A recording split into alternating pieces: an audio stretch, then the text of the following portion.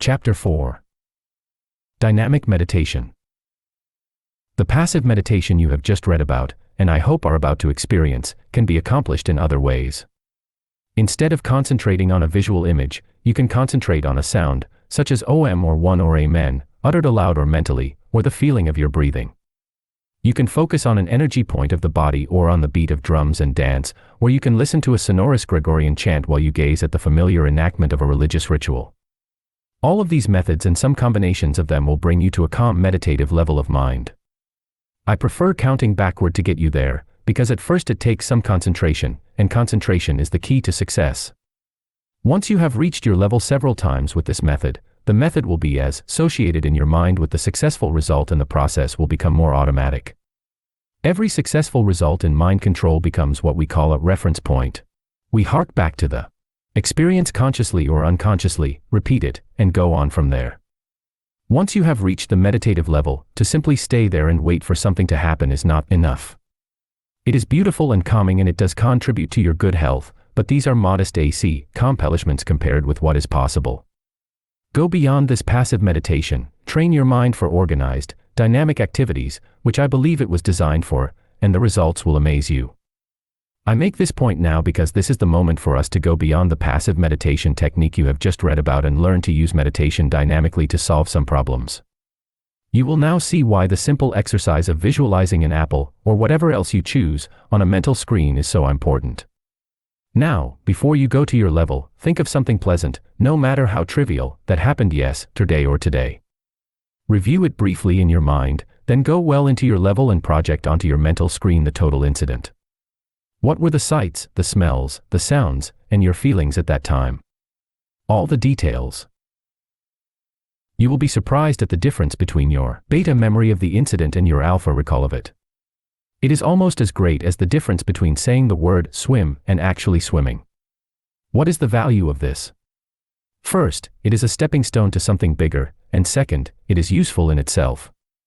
Here is how you can use it. Think of something you own that is not lost but would take a little searching to find. Your car keys, perhaps. Are they on your bureau, in your pocket, in the car?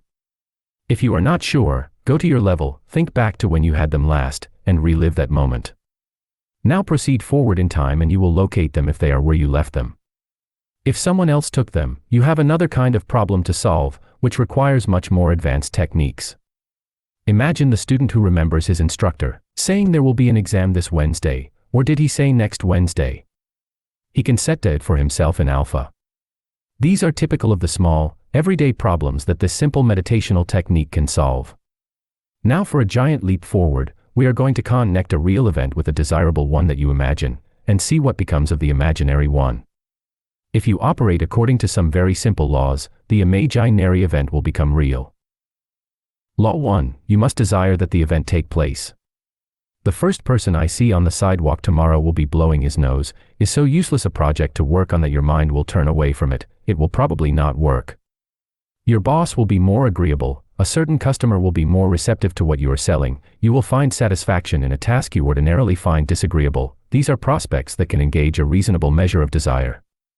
Law 2, you must believe the event can take place. If your customer is overstocked with what you sell, you cannot reasonably believe he will be eager to buy.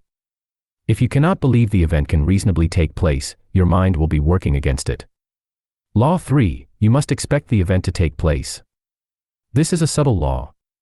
The first two are simple and passive, this third one introduces some dynamics. It is possible to desire an event, believe it can take place, and still not expect it to take place. You want your boss to be pleasant tomorrow, you know that he can be. But you may still be some distance from expecting it. This is where mind control and effective visualization come in, as we will see in a moment. Law 4, you cannot create a problem. Not may not, but cannot. This is a basic, all-controlling law. Wouldn't it be great if I could get my boss to make such an ass of himself that he'll be fired and 111 get his job? When you are working dynamically in alpha, you are in touch with higher intelligence, and from the perspective of higher intelligence it would not be great at all. You may trip up your boss and get him fired, but you will be entirely on your own, and in beta.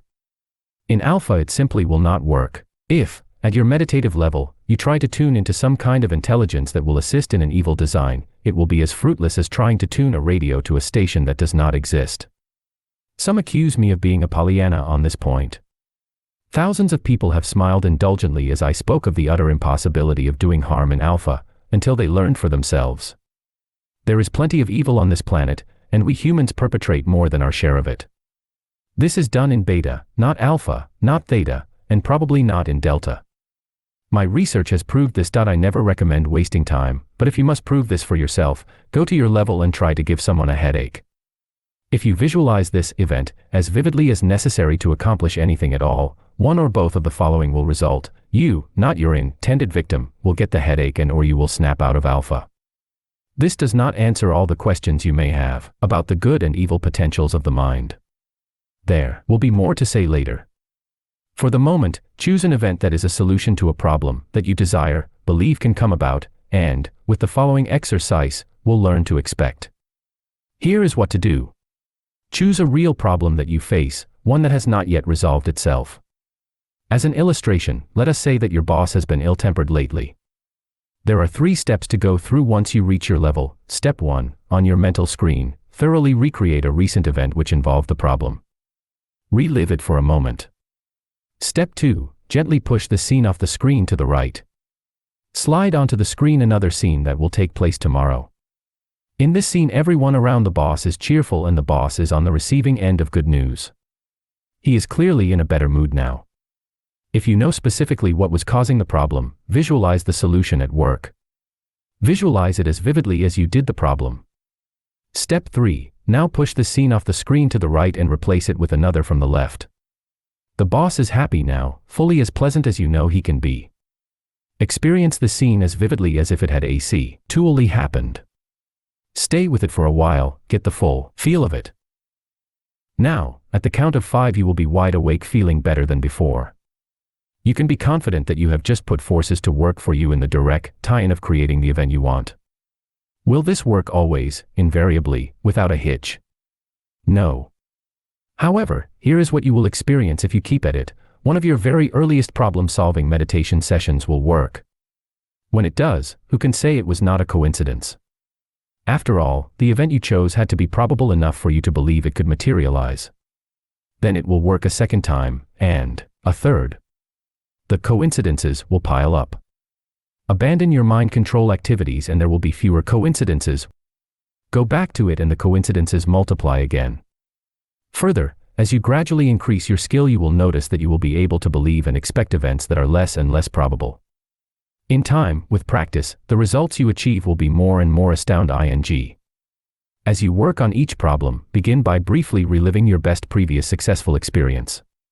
When an even better successful experience comes along, drop the earlier one and use the better one as your reference point. This way you will become better and better, to use a phrase with an especially rich meaning for all of us in mind control. Tim Masters, a college student taxi driver in Fort Lee, New Jersey, uses his waiting time between fares for meditation. When local business is slow, he puts a solution on his mental screen: someone carrying suitcases who wants to go to Kennedy Airport. First few times I tried it, nothing. Then it happened, a man with suitcases going to Kennedy. Next time, I put this man on my screen, got that feeling you get when things are working, and along came another one for Kennedy. It works. It's like a winning streak that won't quit. Before we move on to other exercises and techniques, let me take note of something you probably wonder about: why do we move scenes from left to right on our mental screens? I can take note of the question here, but it will be dealt with in more detail later. My experiments have shown that the deeper levels of our minds experience time flowing from left to right. In other words, the future is perceived as being on our left, the past on our right. It is tempting to go into this now, but there are other things to do beforehand.